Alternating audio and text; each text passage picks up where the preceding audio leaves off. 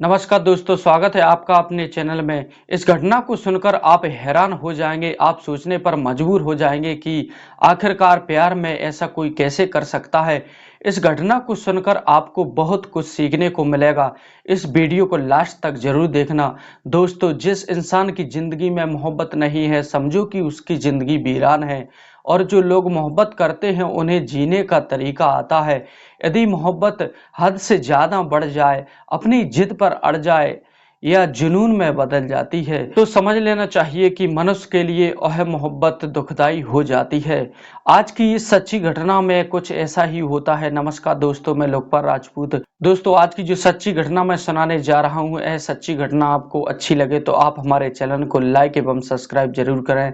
दोस्तों, यह सच्ची घटना है उत्तर प्रदेश का जिला अयोध्या के पटरंगा थाना क्षेत्र की है। इसी थाना क्षेत्र में एक गांव है जिसका नाम है बकौली। बकौली में 15 अक्टूबर 2020 को एक लड़की जिसका नाम था सबिता, वह अचानक से गायब हो जाती है। उसके माँ बाप, परिवार के सभी ने उस लड़की को ढूंढने की बहुत कोशिश की, लेकिन वह लड़की का कुछ पता नहीं लगा। दोस्तों, रात गुजर जाती है, दिन निकलता है। उसके पिता संतोष थाने पहुंचते हैं और थाने में जाकर वह गुमशुदगी की रिपोर्ट लिखवाते हैं। तो अशोक कुमार सिंह इस मामले को गंभीरता से लेते हुए, जो इंस्पेक्टर हैं इस थाने के, उन्होंने इस मामले की जांच सब इंस्पेक्टर सुनील को सौंपते हैं और कोशिश करते हैं कि लड़की जल्द से जल्द मिल जाए। उसके फोन की लोकेशन या फिर आसपास की जो भी चीजें और अन्य लोगों से भी पूछताछ करने की कोशिश की जाती है, लेकिन लड़की के बारे में कुछ सुराग नहीं लगता है, उसका कुछ पता नहीं चलता है। दोस्तों, उसके बाद उस थाने में दूसरा इंस्पेक्टर भी आ जाता है। जब संतोष फिर उनके सामने जाकर अपनी बेटी की गुमशुदगी का रोना रोता है, वह बताता है कि मेरी बेटी 15 अक्टूबर को अचानक से गायब हो गई थी। तब से मैं बहुत कोशिश कर रहा हूँ, तमाम रिश्तेदारी में तलाश की है, लेकिन मेरी बेटी का कहीं पता नहीं चल रहा है। दोस्तों, वह इंस्पेक्टर भी लगभग 2 या 3 महीने के आसपास ही थाने में रहते हैं और उनका भी तबादला हो जाता है। बात है जुलाई के प्रथम सप्ताह की और इस थाने में फिर तैनाती होती है विवेक सिंह इंस्पेक्टर की।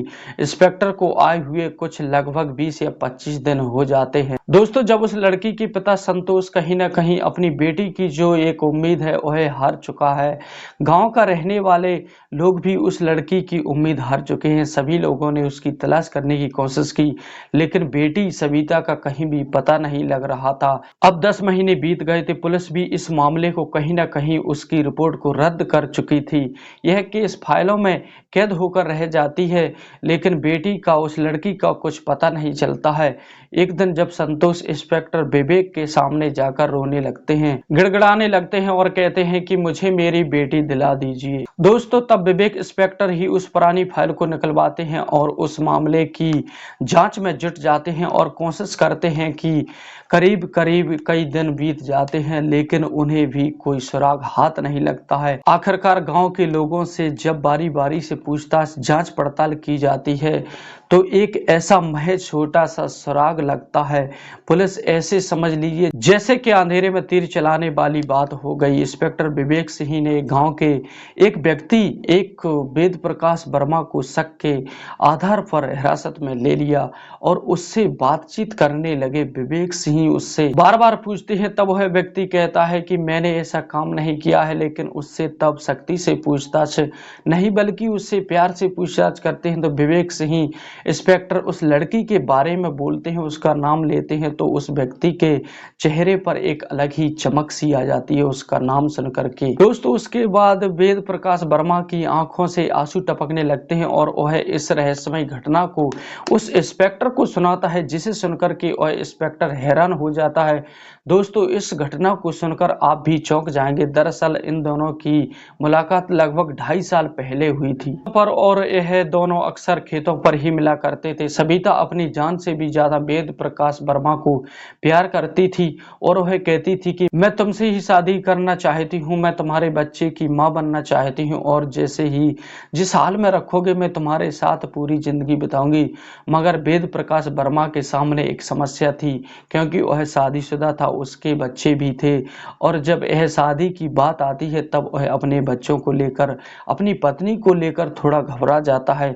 इधर मोहब्बत ठीक ठीक थी, लेकिन दोस्तों मोहब्बत अब कहीं न कहीं जुनून में परिवर्तित हो रही थी। वह जुनून में बदलने लगी थी। सविता उस पर दबाव बनाने लगी थी कि मैं तुम्हारे साथ ही रहूँगी, तुम्हें अपने बच्चों को छोड़ना पड़ेगा, तुम्हें अपनी बीवी को छोड़ना पड़ेगा। कब यह दिन गुजरते चले गए पता ही नहीं चला, लेकिन सविता की जो जिद थी वह भी बढ़ती चली जा रही थी। मोहब्बत के बारे में गाँव वाले पूरी तरह से अनजान थे, परिवार वाले भी उसके पूरी तरह से अनजान थे। दोनों का मिलना सिर्फ खेतों पर ही होता था और बहुत कम लोगों ने इन दोनों को खेतों पर ही मिलता हुआ देखा था।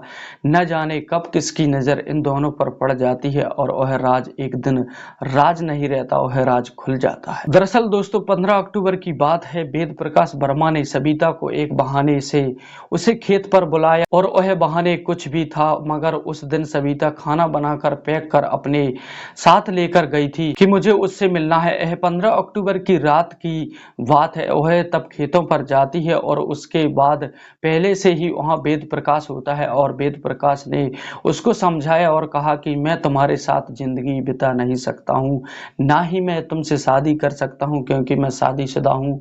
मैं अपने बच्चों को धोखे में कैसे रख सकता हूँ। जिस दिन हमारे प्यार की शुरुआत हुई थी मैंने उसी दिन से तुम्हें बताया था मैं शादीशुदा हूँ और तुम भी जानती हो क्योंकि हम दोनों एक ही गांव के रहने वाले हैं। मगर सविता जिद पर अड़ जाती है और इसके बाद पहले से ही यह खेत पर मौजूद उसका दोस्त सीताराम भी मौके पर था। सीताराम और वेद प्रकाश वर्मा ने फिर से समझाने की बहुत कोशिश की, लेकिन सविता की समझ में कुछ नहीं आया। आखिरकार वेद प्रकाश ने उसके दुपट्टे से उसका गला घोंटकर उसकी हत्या कर देता है।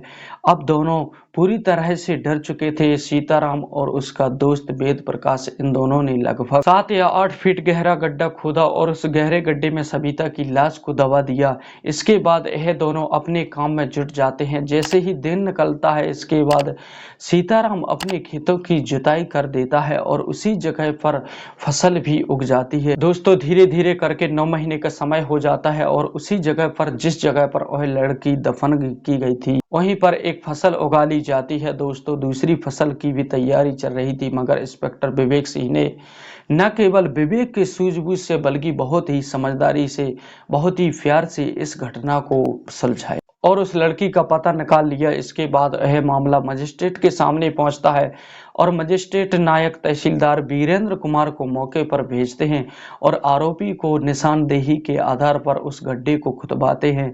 उस गड्ढे को खुदवाने के बाद लगभग 7-8 फुट की गहराई से गड्ढा खोदा जाता है और वहां से एक लाश निकलती है, लेकिन लाश नहीं बची थी। वहां उस लड़की के कंगाल बचे थे, उसकी हड्डियां बची थी। दोस्तों उसे देखकर उसके परिवार वालों ने उसको पहचान लिया। उसका पिता कहता है कि हाँ यही है मेरी बेटी। दोस्तों इस कहानी से एक सबक मिलता है कि प्यार मोहब्बत सीमा तक ठीक है, लेकिन जब जिद पर अड़ जाए या जुनून में बदलने लगे तो वहाँ हमें जरूरत है रुकने की। यहाँ पूछताछ में पता चलता है कि वेद प्रकाश ने भी काफी कोशिश की थी सविता को समझाने की, लेकिन उसकी गलती यह थी कि वह चाहता तो शायद परिवार वालों से बात करके कोई ना कोई बीच का रास्ता निकाल सकता था।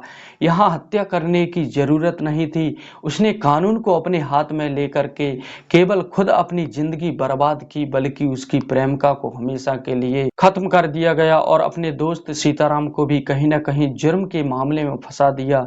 दोस्तों अब दोनों को गिरफ्तार कर लिया गया है। पुलिस 9 अगस्त को दोनों को गिरफ्तार करके मेडिकल परीक्षण के बाद जेल भेज दिया जाता है।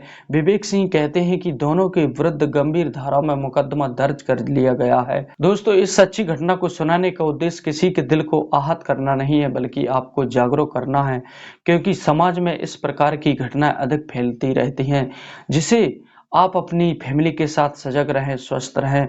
मिलते हैं फिर एक और सच्ची वीडियो के साथ, तब तक के लिए जय हिंद जय भारत।